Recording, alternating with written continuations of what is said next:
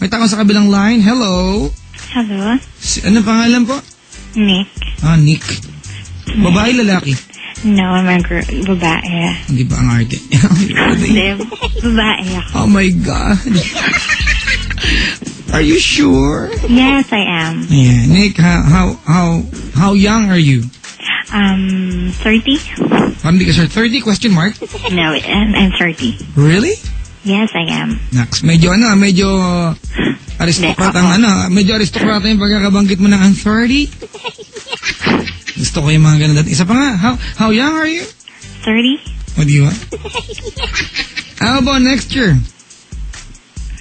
How about next year? I'm 31. Really? You're making me smile.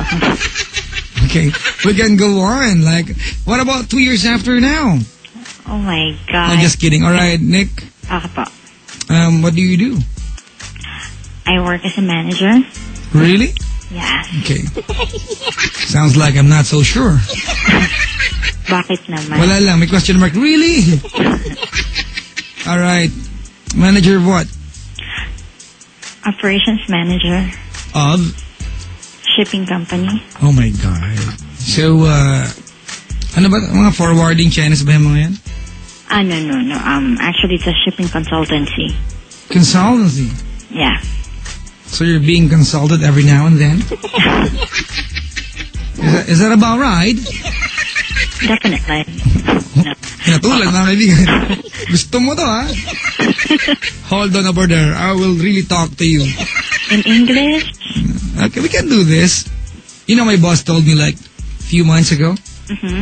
Hey, Papa Jack, stop speaking English on air. Di bagay sa'yo. No, okay. Ha? Ako kasi yung viewers, I mean listeners mo. Hindi talaga bagay sa akin. So you have an accent. Maganda. My God. Alright, Nick. Married or ano ba? Single. Single. Engaged.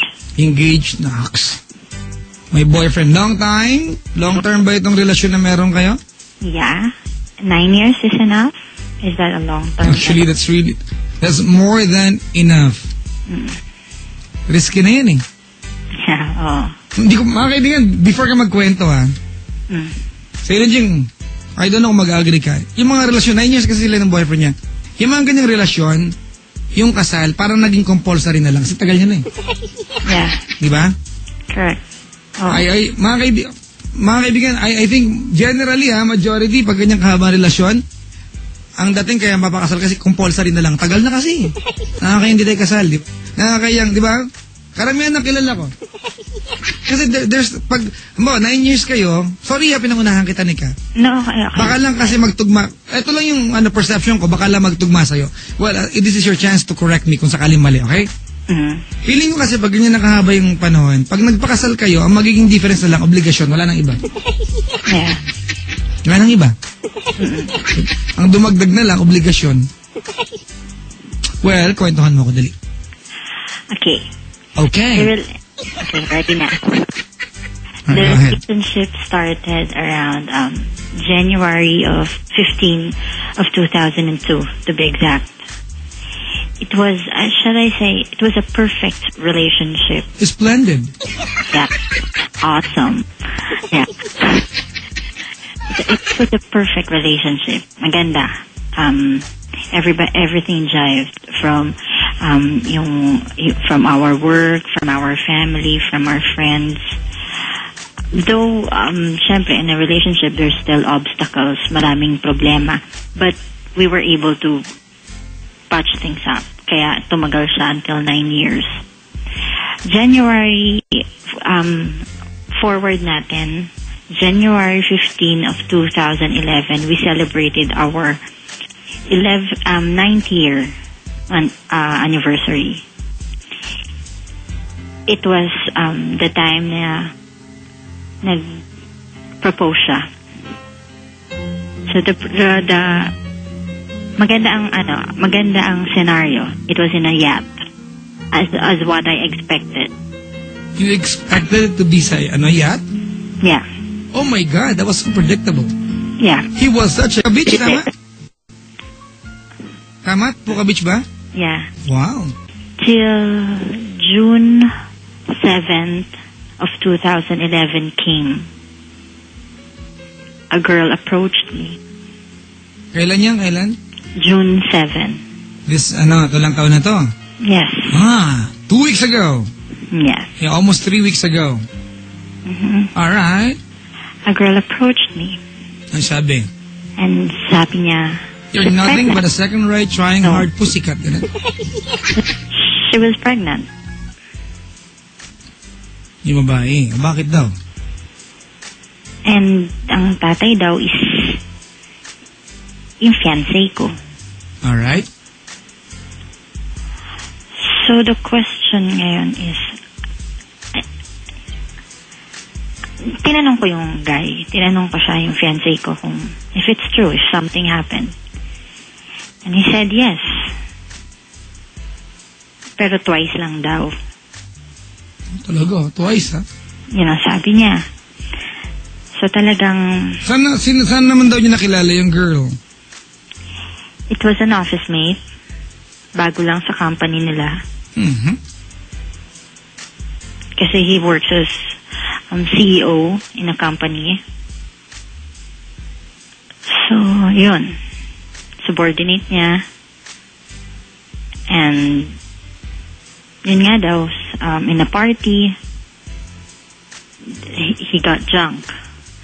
What I told him is, if he got drunk on that day, sana once lang nangyari. Bakit? Twice. Mm-hmm. Diba? Baga, once is a mistake.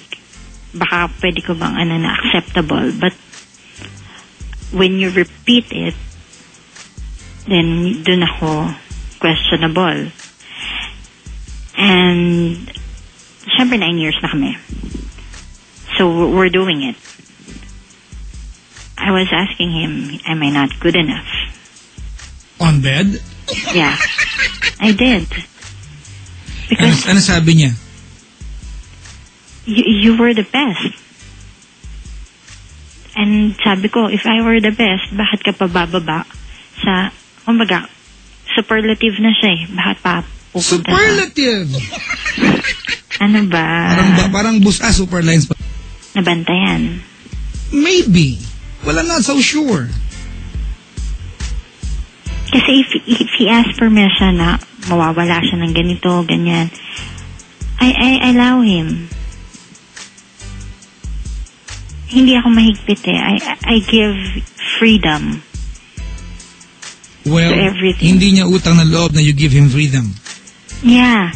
Ganito But was that, yung question ko kasi is, ano ba, was that the reason bakit naging ganon?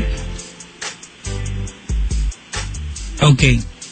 Sa Ilonjing, hindi ko alam ha. It seems to me na parang ang tanong mo sa akin, bilang lalaki ako, hindi bilang tagapayo. Yung tanong mo sa akin eh. Yung dating sa akin, di ba? Mm-hmm. Tama? You want me to answer your question as a guy? Not as Papa Jack? Well, I'll answer you. Siguro malamang. Pero may kasabihan tayo, di ba? Hindi ko alam kung sa akin lang ito manggagaling. A guy needs to do what a guy has to do. So you got a taste. Hindi ko alam anong kahulugan sinabi ko sa Ilonjing. Ganito yan, no? Well, alam mo, Nick, ganito, hindi ko papangatwiran yung ginawa ng fiancé mo. That's a mistake. There's no right reason to do something wrong. Alright? Okay? Uh-huh. Ang point ko po dito, Nick, is nagkamali yung boyfriend mo. Alright? Yung pagkakamali kasi niya, tama ka dun, di ba? Kung once nangyari yun, it could be mistake. Alaseng, di ba? Pero inulit niya eh. Mm-hmm. Di ba?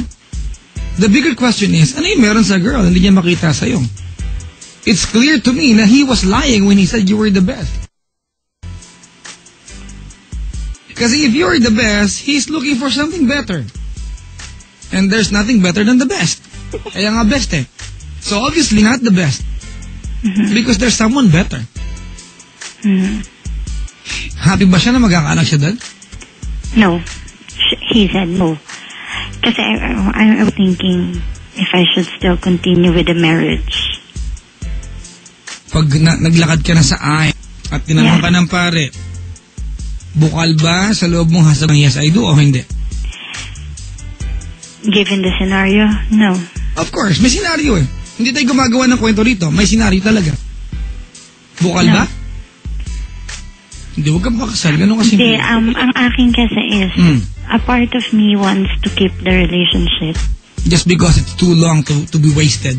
Yeah. Oh, ate, that's... Pero- kanino ko narinig to, mga kaibigan? Hindi ko alam kanino ko, kahapon ko narinig to. Yung length ng pinagsamahan, it's just figure lang yun. Diba? Numbers lang.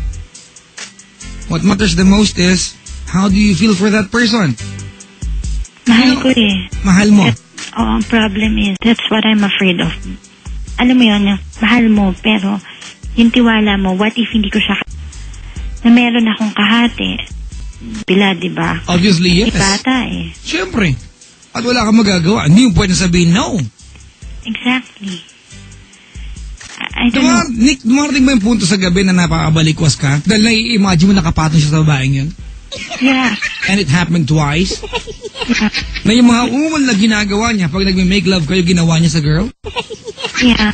That the best performance he ever did to you, ginawa niya sa girl para ma-impress yung girl pumayag for the second time around. Exactly. Tama? At naniniwala... But, I don't, hindi ko alam. Ako hindi. Picture. Ito, kawang-gawa. Gawa-gawa ko na lang ito. Pero, very possible to. May party nagkalasingan, may nangyari sa kanila. Tama? Naniniwala ako na kaya may nangyari sa kanila nung something, may mali siya na. Diba? Nagkatawlasing na lang sila. Diba? Tumuloy na. Alright? May nangyari sa kanila, party. Diba? Tapos, pangalawang beses, mga kaibigan. Let's be real about this. Meron pa bang dahilan para magpakipot yung girl if your boyfriend asks? Diba? Yeah. Tell your boyfriend, I don't believe, diba, na twice lang may nangyari sa kanila. Talk to my hand. Should I continue with the marriage? You're asking my opinion? Yeah. No?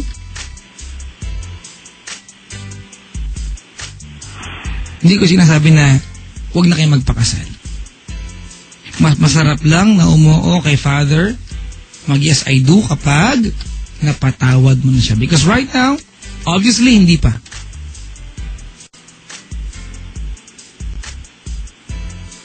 Diba? Alam natin, Nick, na after mo malaman yon, may nangyari na ba ulit sa inyo after mo malaman yon? No. Wala pa? Kasi, actually, di ba, June 7, nangyari. So, hindi pa nag-absorb sa akin lahat eh. It took me until June 15 to tell him I was able to talk to this girl. A girl approached me kasi nasa siya ngayon eh. He's on a... Yeah, nasa Cyprus siya for a business trip. So, nag-uusap na kami through Skype. Ang tagal bago niyang umamin. He was denying everything. Iharap mo sa akin yung girl. Typical of a guy. Yeah, typical guy. Kailan daw may nangyari sa kanila nung girl? Hindi ko na natanong eh. Paano ko muna yung, yung problema ninyo about this girl? May tanong lang ako sa'yo. What took you so long para magplano magpakasal? Actually, on the 5th year of our relationship. Now, what if we get married? You know, Nick, those are signs. I wanna, spend the rest of my life with you. At that time, kasi I was really career focused.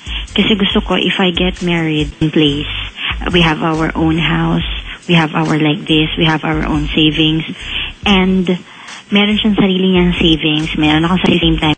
I'll be sensitive enough para tanong sa mga bagay na to, but please just be honest sa akin. Before mo ako sa of life, or you wanna be with someone, kasi alam mo, ako naniniwala ko, Nick, na ang pag-ibig parang lang, giyera yan eh. Diba, ready, aim, fire. Diba, sa giyera gan, diba? Ready. Ah.